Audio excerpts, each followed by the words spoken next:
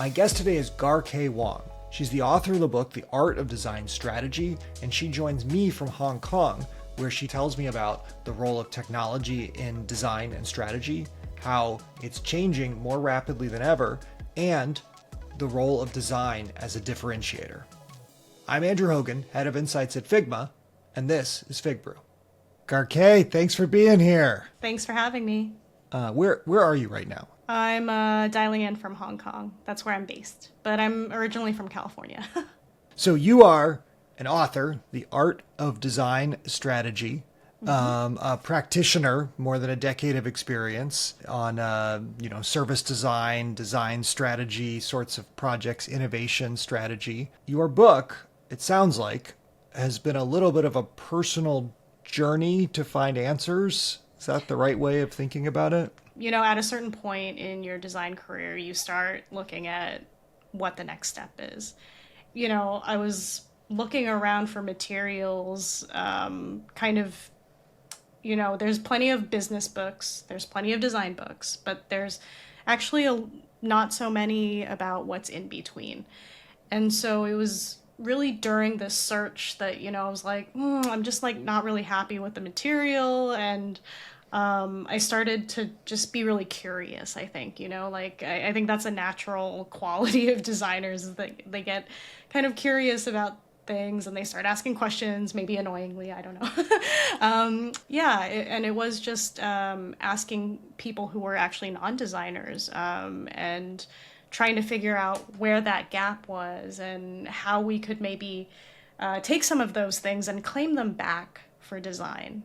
The gap between design and business, and you're asking questions. What are the questions that you're asking? And who are you asking these questions of? Like who is the recipient of the question? Yeah, so to me, I think one of the things that designers, typically struggle with is justifying the value of design. And so there's plenty of tools out there and plenty of non-designers that are very well versed in communicating value. But I think that, for designers, that had not always been codified. It's not something that is emphasized in the educational system or anything like that. So, yeah, asking people from parts of business, even transformation managers, decision scientists, consultants, and then also people within the design industry. So design leaders and researchers, everybody kind of providing a different perspective of, how they see the value. And then how do we then translate that into something that's tailored for designers? When you say people in the business, and here I'm thinking about, if you're watching this and you're trying to figure out how do I communicate the value and what does it mean for me? Obviously, they can read the book, they can see the traces framework, they can see the other sort of tools you have in there. Do they just go to their finance team and they say like, how do you justify the value of this, or how do they do that? Well, based on the exploration, I think that sometimes it's not necessarily just about the straight numbers. And so Andy Polaine, he's the co-author of Service Design from Insight to Implementation. And a little plug, the second edition just came out.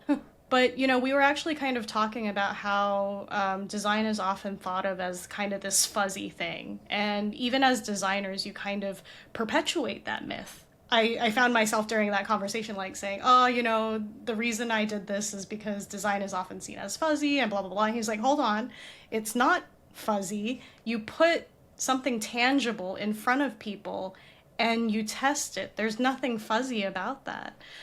But I think what can be fuzzy at times is that linkage between those design efforts, those design details, and how that actually aligns to the bigger picture. And so all the tools in the book are actually centered around this theme of alignment, and not just like general alignment, but alignment with the strategic goal. The organization's strategic goal, I know there's parts in there about sort of like nudging the goal into something that feels like very positive for the world, that are and not just going straight for the numbers. which is, I think, when people think about communicating value, they think about solely the numbers, and you're taking a more expansive view here. What do you hope that someone reading it goes and does? Like, what should they read this, they have a better understanding of the idea of alignment, they have a better understanding of the idea of value, they have some tools, they have some, what do you want them to do sort of like next, first, right afterwards? Well, I think maybe we can take a little bit of a step back and really talk about sort of like the differences maybe between the framework and sort of like the current paradigm, right? So I think that one of the things that happened was, design and design innovation oftentimes gets kind of co-opted or just it's well known in circles outside of design, right? So think of design Sure. thinking and things like that. And I think that maybe some of the value from those types of tools and frameworks and activities have actually failed to materialize for those audiences that have maybe used this. Like, a lot of people think that it's more of a brainstorming exercise or there's not a whole lot of implementation of those ideas afterwards. And so I think that's a fair criticism. And so a lot of like what the frameworks, some of the tools under the Traces framework tries to do is to complement that, to actually drive, say, a decision during that workshop. Traces, so for, maybe listeners who don't know what it stands for is technical debt, regulatory changes, audience shift, competition, economic trends, and substitute technologies. I mean, it's just a lens to kind of look through to understand your current landscape. And there were plenty of tools in the past that kind of did that. So PESTLE is one of them. It stands for like political, economic, technical, legal, etc. But oftentimes those frameworks were based on sort of the static situation. And so you would just get a snapshot. And I think how Traces is different from that is that something like technical debt or audience shift much more reflects our current reality where these things are shifting all the time and they're shifting Yeah. at different times. And when you look at that lens and you kind of get everybody, all the experts together to give input on some of these factors, then you can make a much better decision because you have a much fuller picture. So that's sort of maybe the first kind of tool, and then there are others throughout the book that kind of build from that understanding. Yeah. So encouraging people who notice that there's this linkage between design and business outcomes or other kinds of outcomes that they're trying to drive, that linkage is broken, a set of tools to drive alignment between those. And I would guess that the hope would be they'll use the tools, they'll try to create the alignment, they'll even identify what are those other things that they're trying to actually move. And I can plus one. I just got back from a multi-country tour of the amount of change that everybody is experiencing right now.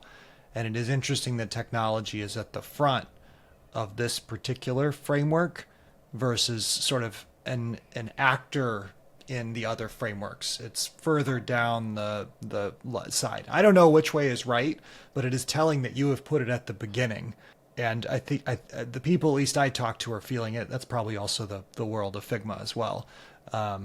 Very interesting that you moved it there.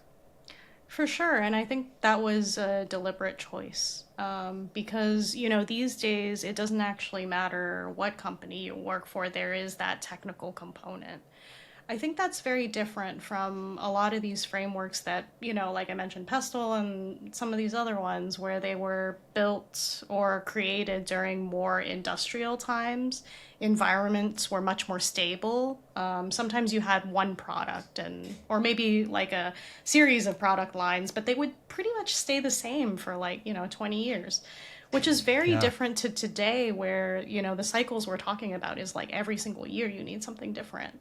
Right, right. Yeah, widget one takes 5 years to design. Actually, it's longer than that. 5 years to design, then you put it into production, and then it's like useful life is forever. And now it's, your model is out there, and then you're already. When is the next model? Next week?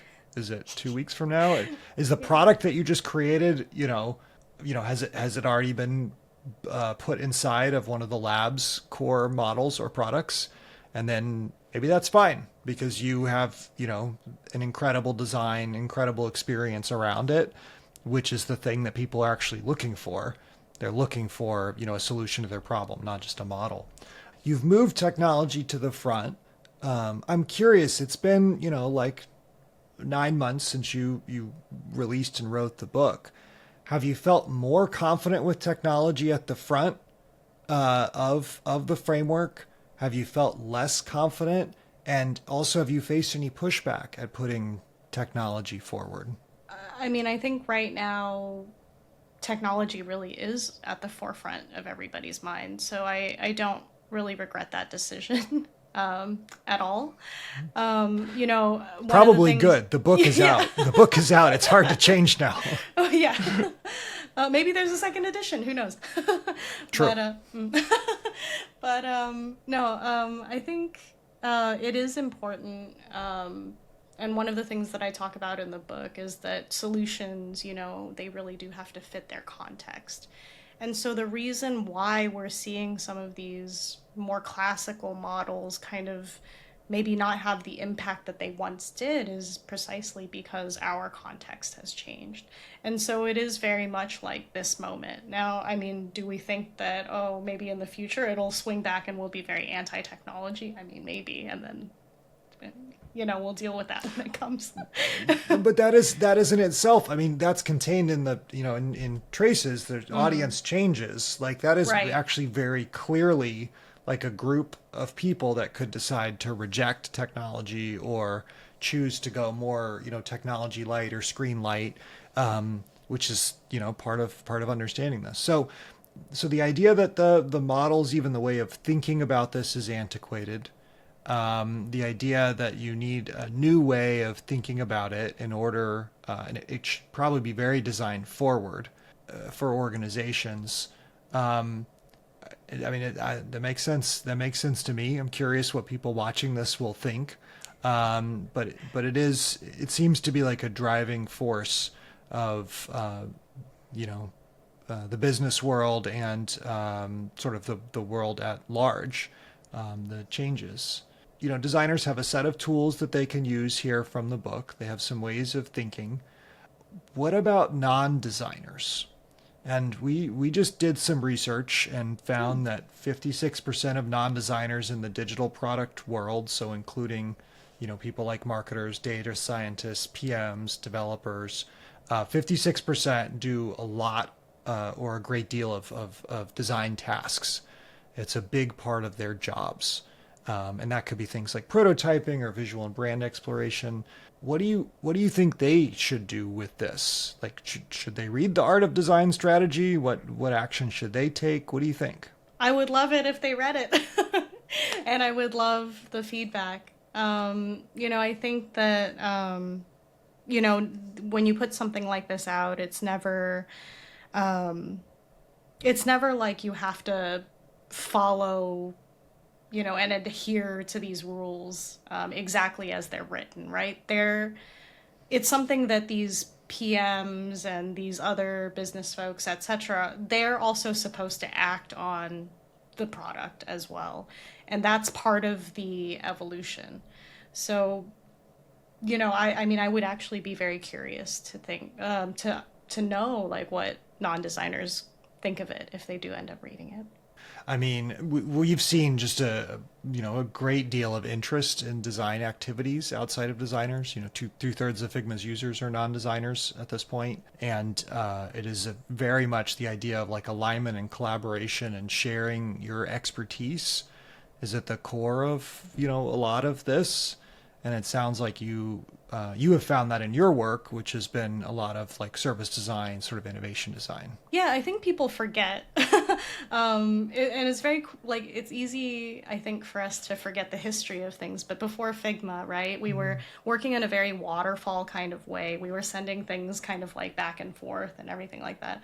And so what Figma has allowed is exactly that. It's like collaboration with actually designers plus non-designers, bringing sort of like that expertise to the design itself. And I think that sometimes maybe designers forget, and something that I kind of go into in the book as well, is that when you see something like a homepage or something like that, it's actually the physical manifestation of a lot of these decisions that happen between the business and between these technical folks and all of that. But you wouldn't necessarily see that if you're clicking on the homepage or whatever. But it literally is that communication of what your business cares about or what the tech is allowing. Yeah. So the map, I love that. The map of decisions, the record of decisions, and everything that went in there. I don't know what you think about this. We're probably both going to agree with this. It seems like taking perspective from sort of design informed perspective, or thinking about things very intentionally, which is a way of a big part of designing. It seems like that would become more important in the future. Have you sort of seen that in your career too, like as you've gone along? I know you have kind of like a progression of design. Are you seeing that from non-designers that you work with, where they're sort of like engaging more in the process than they used to? I think that there's an education piece definitely that has to happen. I think that understanding that there are all these decisions that go through it, and it's not just some pretty artifact that you see at the end of it, but that the discussion is actually part of it. That collaboration is actually part of it. It's not that, a genius designer goes into a room and then just, magically you have the perfect thing. And I think that's also what, Figma has been able to enable, right? Is that collaboration, and then people can kind of see it and work together and add their input, which I think before, with you can call it technology, you can call it software, that was available before. I mean, you really had to like finish one, then pass it on. And, it was just like, just a different time and a different way of thinking, actually. Yeah, absolutely. So it sounds like your sort of sense is that more people are being pulled in. There's more sort of participation. I don't know if you've played around a lot with the like the Figma makes of the world, the kinds of, you prompt to some sort of prototype, prompt to app sorts of. What's your take on how that fits in to this? The process is part of the designing. How are you seeing that play out? We have experimented a little bit with the different tools. Really at the end of the day, it goes back to that intention, right? And whether the intention is coming from a designer or the business folks, or whoever it is, I think that it's about making tangible those ideas. And so, there might be a lot of debate around this, who should own this, etc. But I think we are moving into this kind of new context where, everybody, is empowered to be able to show their idea. And I don't actually think that that's a bad thing. What would be worse is if you have a great idea, you can't communicate it. And, how many great ideas did we lose out on because people just couldn't bring it forward? Yeah. I mean, we have a saying, design is everyone's business. And then the other big push that we have is imagination to reality. I think that's a big thing that, I love that. Many of us are thinking about, and the new tools really enable it. And we have also seen in that study that we ran, communication was a big driver. If you're a marketer and you have a really good idea, You want to be able to convey it to a developer or to a designer so that they can help you. And when you make it visual, it just works better. And so it's fascinating to see that play out, where there's just more of it happening because the ability to do it has been spread out. It's been easier to do. And then, of course, this is the next question I'm going to ask you. Okay, so you're in an organization. Many more people are making these things. They're bringing them to you. What are you doing with that? Like, what advice would you have for people who are now having more artifacts sort of brought to them than they had in the past? I think this is where maybe I can bring it back to traces, right? Because it's great to have those 50 ideas, whether they came from, a workshop, design thinking workshop or something like that, or now people are creating lots of their own prototypes. But at the end of the day, is it still strategically aligned to the thing that you're trying to do? And so the way that the workshops are framed in the book is, again, to look at that portfolio across, all the different, maybe it's design ideas, maybe it's design initiatives, but are those all aligned to, the strategic objectives that you've set out? There's one other tool, the investment prioritization matrix. And so that looks at alignment with the strategic goal versus your capacity to deliver. And so that one is a really useful tool to take a look at. We have this certain capacity. Is it aligned to our goals? Are we over or under investing in it? And if so, the decision to make there is then, do we reallocate resources to the thing that's more strategically aligned? But you have this capacity to do it. So that's maybe an example of another decision-making tool that's in the book. The thing that strikes me is that I've noticed that it seems that teams have much more capacity to deliver than they have in the past because of generative AI. And it is interesting to think about. They have more capacity to deliver. All of their competitors have more capacity to deliver. We all have more capacity to deliver. It seems like there will be a pretty dramatic, and is a dramatic increase in the amount of like software being created, the amount of things being created, digital things being created, which seems like going back to, traces. I know technical debt is sort of at the beginning, but technology changes in general just seem like they would be a big driver here. If everyone else is moving faster, you also have to move faster. 100%. Super interesting to think about second and third order effects of more software being made and more of that. What about some advice that is out there that you don't think applies anymore? Ooh. And I ask because you have spent time looking at these other frameworks in a way that other people maybe haven't. Maybe you don't need to name names or specifically call out like a framework or anything.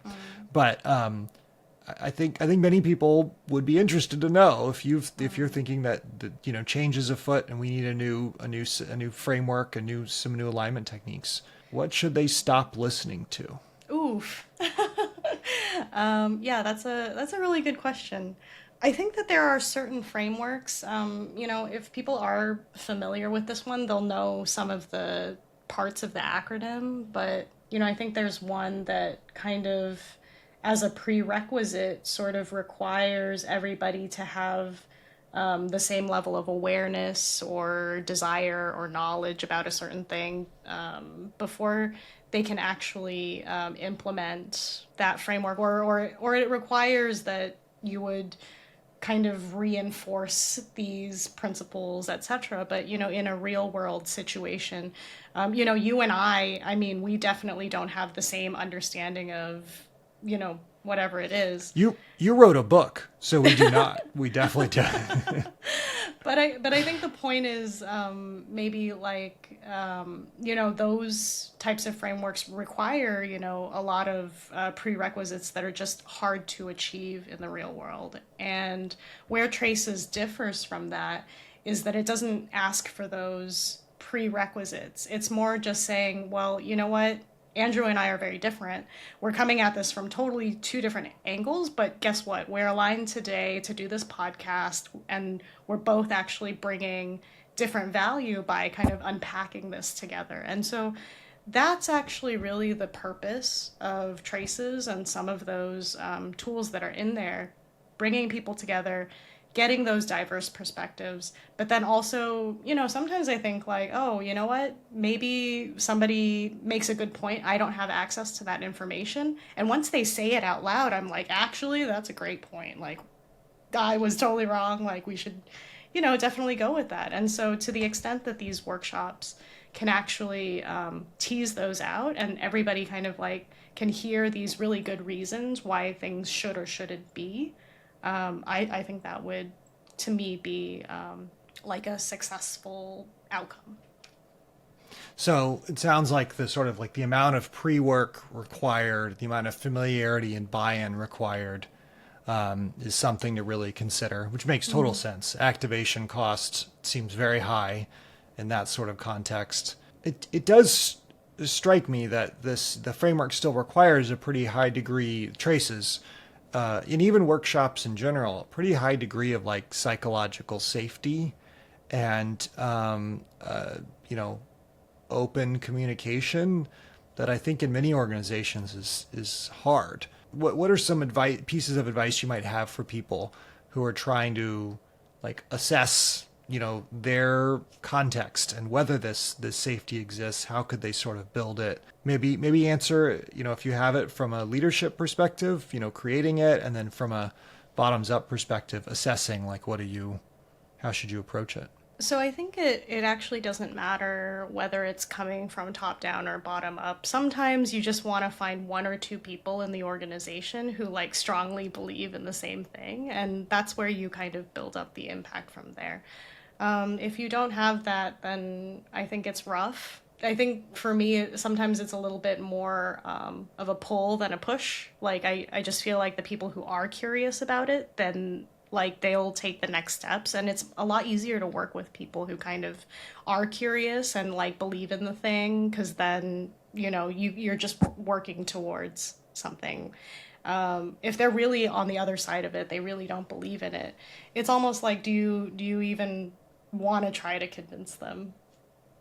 Sure. So when you say, believe in it, that could be something like the idea that maybe the design's sort of value is not being captured, or it's not having the impact that it should be having or could be having. Are those examples?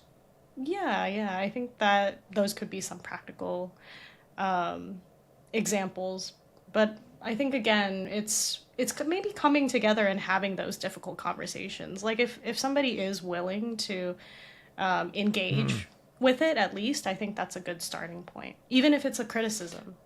That's a really good, it's a good reframe. Does also require some like, sort of safety. Like if they come to you and they say, I don't think this is working very well, that's actually it's sort of an invitation potentially to find out what's going on. What's the deeper sort of story. So a set of tools, a book that was written, it sounds like for like, I don't know, written because you wanted it. You wanted it to sort of like exist. You wanted that knowledge. And it's out now. Folks can get it.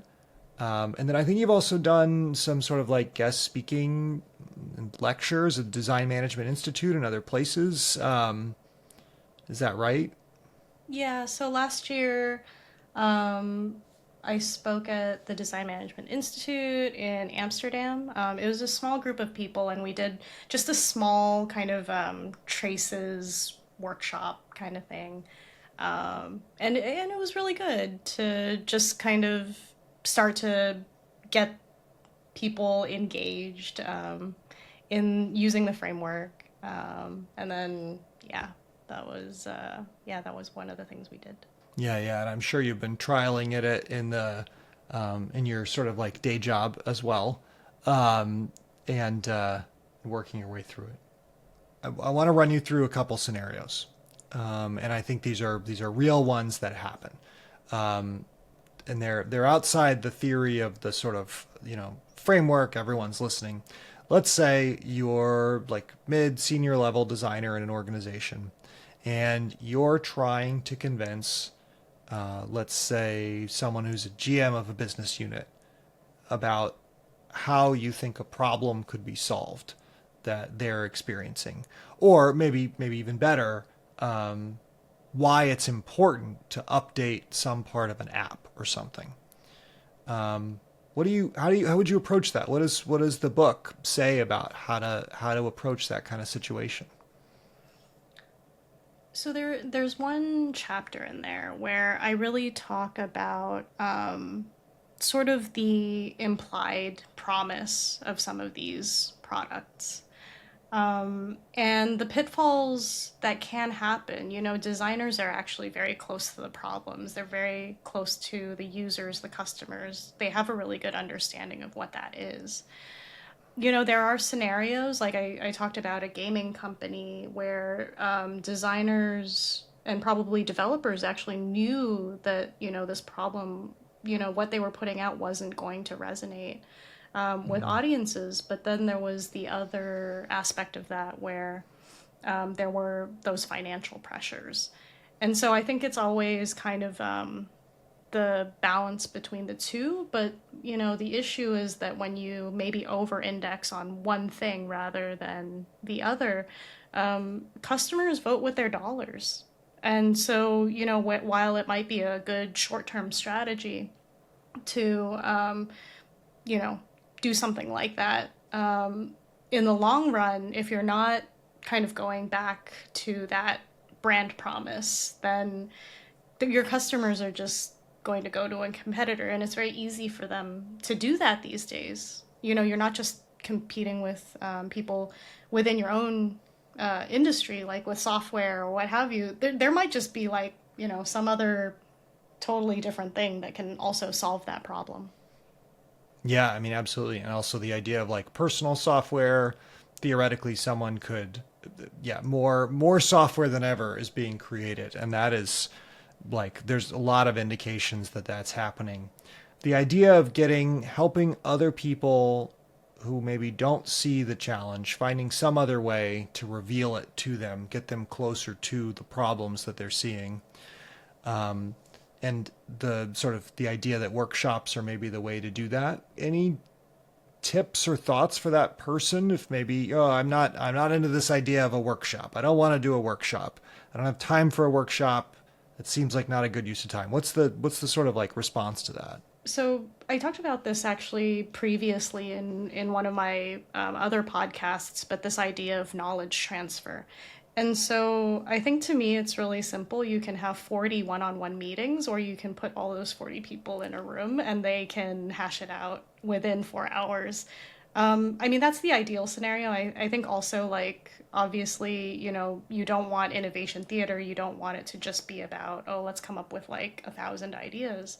But if they are structured in such a way that you are trying to increase the decision quality by having the right people in the room, and it's driven towards a specific thing that you can action on later on, I think that's a better use of time.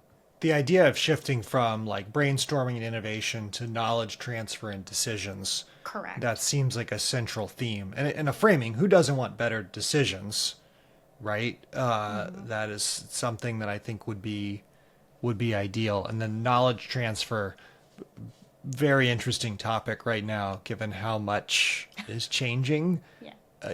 Just even understanding what are the capabilities today of a model and what can these products do.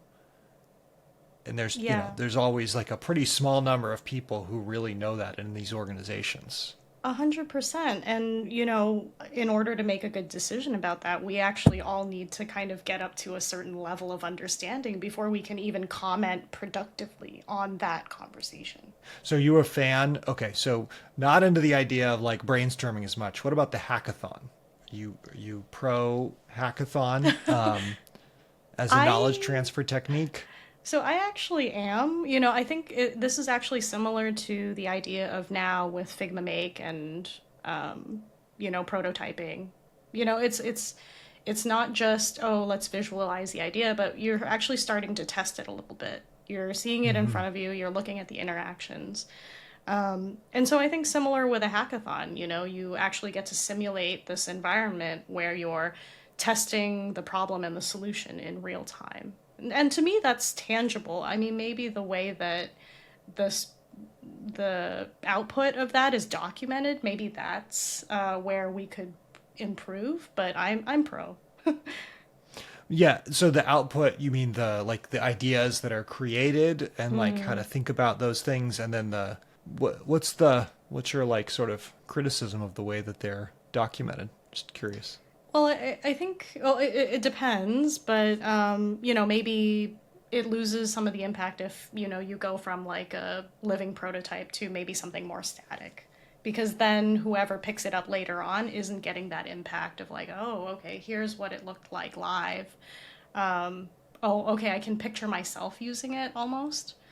Most of what I've heard, I'm actually curious, is people going from, you know, they were writing 6-page documents, and then now, or, you know, 30-page PowerPoint decks and or Figma slides, and gotta be on brand there.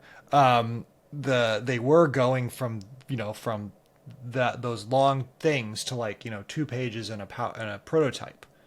I actually haven't heard it going necessarily from prototype back to longer document. Have you heard that? I think because tools like ChatGPT and things like that make it really easy to create really, really long, you know, like anytime you make things easy, like people just behave in a certain way. True. So I think there's It's probably true. both. It's probably both. Yeah. No, it is actually so true. The accordion nature of making these artifacts now, they can be as long or as short as they need to. And it basically is like, okay, do I have 2 sentences to explain this, or do I have 3 pages? And it is much easier now to fill it. I don't know if it always makes the thinking better, which is why I love prototypes and iterating really hard on prototypes, because they seem to make, at least for many of us, thinking better. And so you're nodding. Do you agree with that idea? Yeah, I do agree with that. I mean, we already have to process so much knowledge. I hate pages and pages of static stuff. Yeah. That's just me Well, you get the personally. feeling, but you get the feeling so much more when you're using like a version of it, and you can say, "Oh Exactly. wow, I really like this," and like I feel like I would be into this, and that has been one of the more, I mean, in our research, that's been one of the biggest changes, is just the ability to be closer to the actual thing that's going to be made. Really interesting to talk about the art of design strategy, your perspectives on it, the things that you've brought in, and the shift. The biggest thing I'm going to take away is the shift of technology to the front. It seems symbolically really important. And then for a designer to write that also seems really important. Thanks for joining FigBrew, Garkay. Amazing to talk. Thank you, Andrew.